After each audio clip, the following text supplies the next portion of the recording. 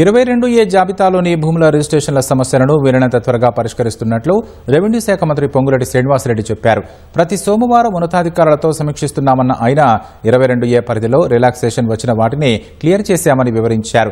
రిజిస్ట్రేషన్లు ఆగిన వాటిలో చాలా భూముల సమస్యలను 24 గంటల్లో క్లియర్ చేశామని మంత్రి తెలిపారు.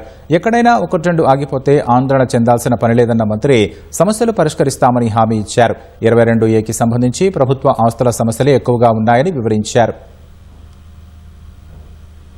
మొన్న చెప్పినట్లు ఏవైతే కొన్ని యథార్థాలు ఉన్నాయన్నామో ఆ యథార్థాలకు సంబంధించిన అన్ని అంశాలు ఆ జీవోలు మెమోలు అన్నిటినీ ఆన్లైన్లో అప్లోడ్ చేసి ఏవైతే స్లాట్స్ బుక్ చేసుకున్నారో 98% స్లాట్స్ బుక్ చేసుకున్న వాళ్ళందరి కూడా రిజిస్ట్రేషన్లు చెయ్యగలిగేవి.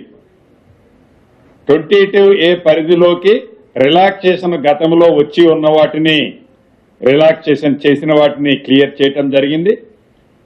కొన్ని చోట్ల ఒక 3, 4, 5 ఈ స్లాట్లు బుక్ చేసుకున్న వాళ్ళు కూడా అవి దేవాదాయ భూముల కింద అదే రకంగా భూదాను భూముల కింద ఉన్న కారణంగా ముఖ్యంగా మేడ్చల్ రంగారెడ్డిలో ఇవి 2 ఉన్నాయి. వాటికి సంబంధించిన వాటిని చేయలేము అని 3-4 సుమారుగా 300, 302 స్లాట్లు బుక్ అయితే ఈ రోజుకి దాంట్లో ఒక 12, 13 చెయ్యలేని వాటిని చెయ్యలేనని రిజెక్ట్ చేయడం జరిగింది.